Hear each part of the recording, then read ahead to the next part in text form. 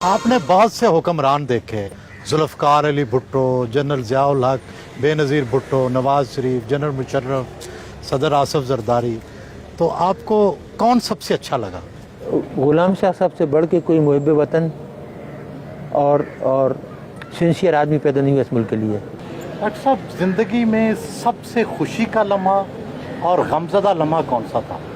जब missile fire की 6 अप्रैल 98 को गौरी सक्सेसफुल रही, बेहद खुशी हुई।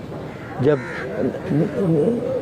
28 मई को न्यूक्लियर एक्सप्लोजन हुए, बेहद खुशी हुई कि भाई हमने जो मेहनत की थी इतने बरसों वो कारामद रही। अल्लाह का शुक्र है कि पाकिस्तान ने एटॉमिक पावर बन गया। गमज़दा लम्हा कौन सा? कम ज़्यादा तो बस यही है जो हमारे साथ सलूक किया, इससे बढ़ के और क्या होगा, इससे बढ़ के और कोई गम ज़्यादा नहीं था।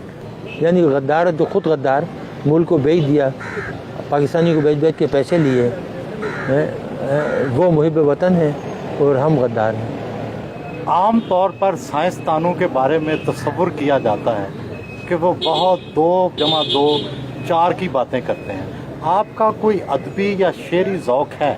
साइंस और टेक्नोलॉजी वगैरह ये तो हमारा वो जो कहते हैं ना साइड मशगला है, ये तो हॉबी के तौर पर कर लिया।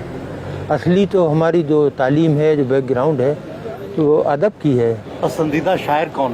पसंदीदा शायर तो बहुत सारे हैं। आप शुरू कीजिए, गालिब थे और मोमिन थे और मुसफ़ी थे और क्या नाम है अपने जिगर थे और जोश थे और अल्लामा इकबाल और मजाज और फराज और फैज़, सभी सब आला पाए के शायर, सब अदम। देखिए हर शायर का कुछ ना कुछ कलाम इतना आला होता है, क्या वो गैर मशहूर शायरी हो, 1-2 गज़लें ऐसी मिलेंगी कि आप तड़प जाते हैं। अपने ये थे क्या नाम था, अख्तर शीरानी, उनका कलाम देख लीजिए, रोमानवी कलाम। रोमानी कलाम बहुत ही प्यारा। 11 मसाजिद, शहाबुद्दीन गौरी का मज़ार और बहुत सारे हेल्थ और कम्युनिटी मराकज़। फलाही कामों के पीछे जज्बा क्या था? देखिए हमारा जो माहौल है घरेलू, वो हमेशा से यही रहा है कि दूसरों की मदद करो।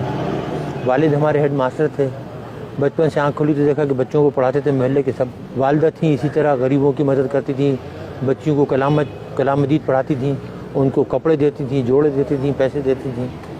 तो ये जज्बा हमारे यहाँ शुरू से है।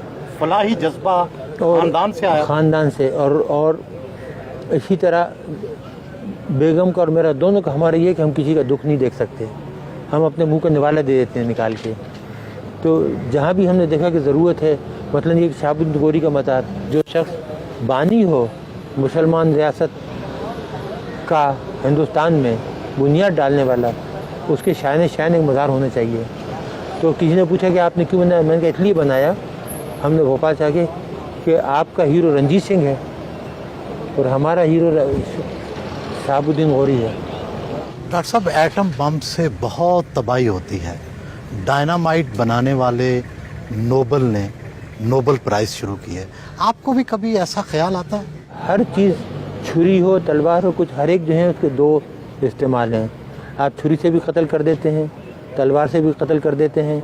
हमारा जो मकसद था एटम बम बनाने का वो ये था कि पाकिस्तान के ऊपर आँच ना आए।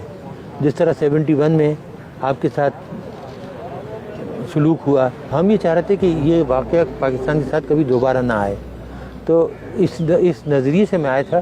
देखिए मैंने हिंदुओं को देखा था हिंदुस्तान में, उनकी नफ्सियात से वाकिफ़ था। क्या हिंदुओं से बहुत नफ़रत थी आपको?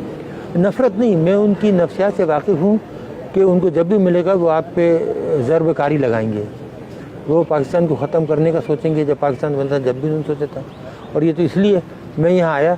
और बम का फ़ायदा आप ये देखिए कि 71 के बाद आज तक कोई वार हुई, आपका कोई आदमी जंग में मरा सिवाय इसके कि जो कारगिल में मुशर्रफ ने